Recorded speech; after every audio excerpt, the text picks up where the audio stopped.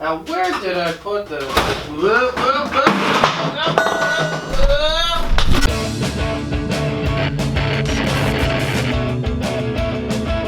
What's up? Welcome to Ingenuity and another episode of Project Becky. I know I've been gone for a couple weeks here, but it's been absolutely crazy, in a good way though, because we got a lot of content coming for you, a lot of progress getting made on these projects.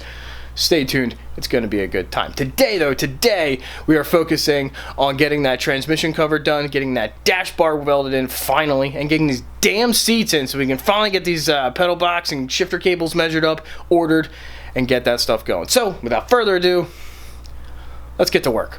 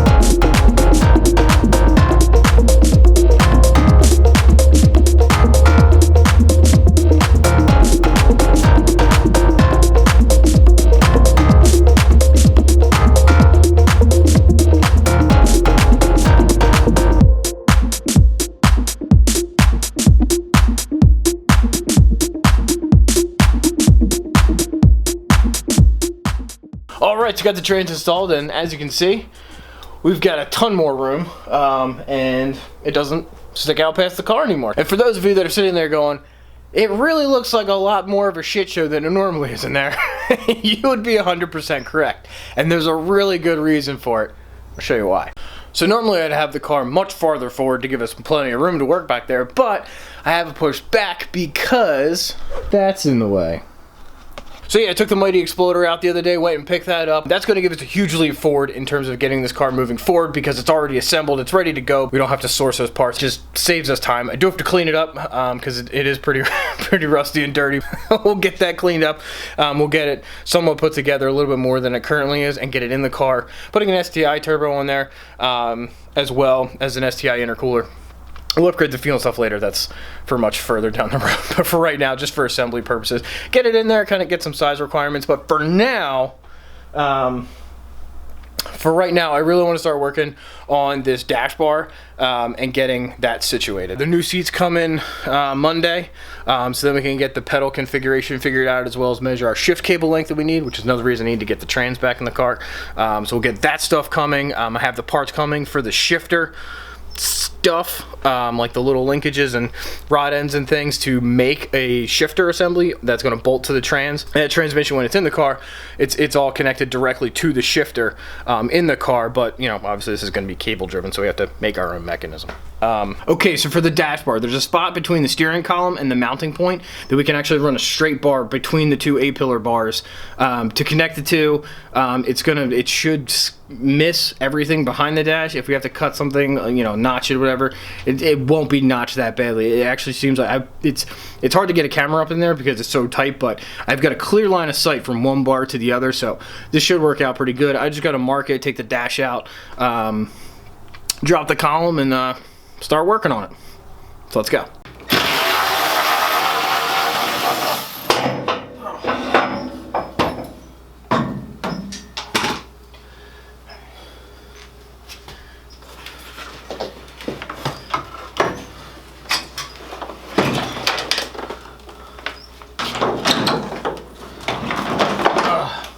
How convenient is that?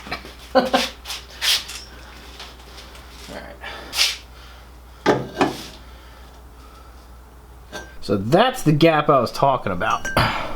It's not big enough.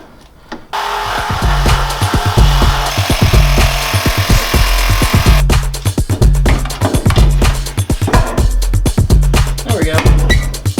That's how you do it.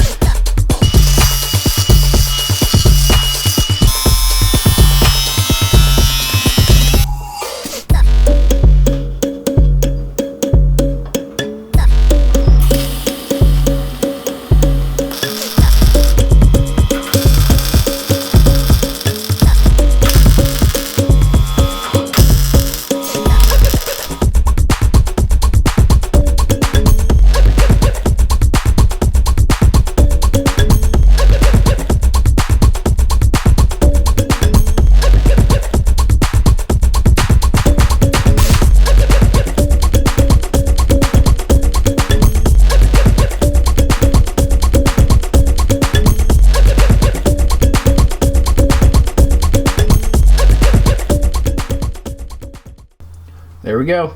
Dash is back in. Fits the harness bar. The only spot I had to trim was in here. Just had to clearance that around the bar so that would fit. So for those that are wondering, I am going to be adding some mounting tabs to this dash bar for the dash, since we lost a couple during the clearancing of the A-pillar bars. So now that we got the dash bar welded in, we got the dash and the steering column reinstalled, we can keep moving forward. And by a stroke of universal fortuitous happenstance, FedEx just dropped off a very exciting box. Oh yeah!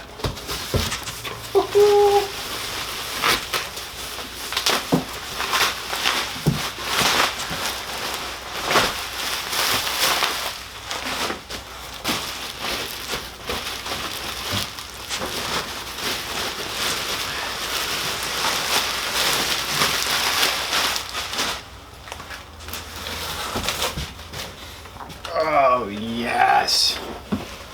Look at that!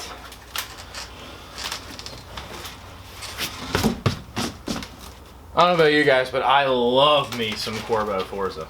I absolutely love these seats. And in micro suede, whoo boy! Oh man! All right, let's get it in.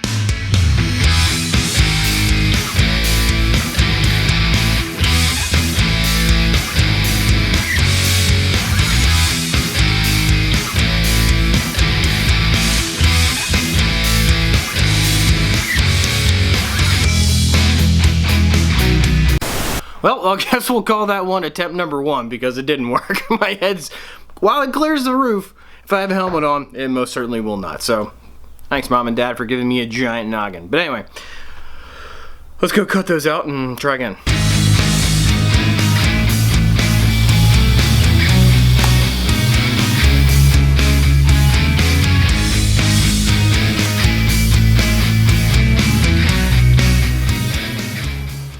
And now we shall embark on the fabled tale of a dude and the 3 seats. The first seat he tried was resplendent in the blackest of microsuedes, ample in support, but alas, 'twas too tall. The second seat he tried shone of a raw, brilliantly bare aluminum, perfect in height, ample in support, but beneath the glossy sheen of motorsport purity lurked a visceral, demonic creature, tasked with armpit evisceration. At long last he tried the epitome of Honda vintage, perfect in height and comfort, but laden with an abhorrent lack of bolster support. Like none. Nothing. And so, our downtrodden protagonist begrudgingly did what he always does. He rode the malevolent riptide of DIY ethos down the rabbit hole of doing it his damn self. So, where does that leave us? Well, I guess we're making our own. But that'll have to wait till next time because I am fresh out of time today. Thank you so much for watching. If you want to see more content like this, don't forget to subscribe. Hit that thumbs up if you like this video. And don't forget, on projects like this, sometimes you just need a little ingenuity. I will see you next time.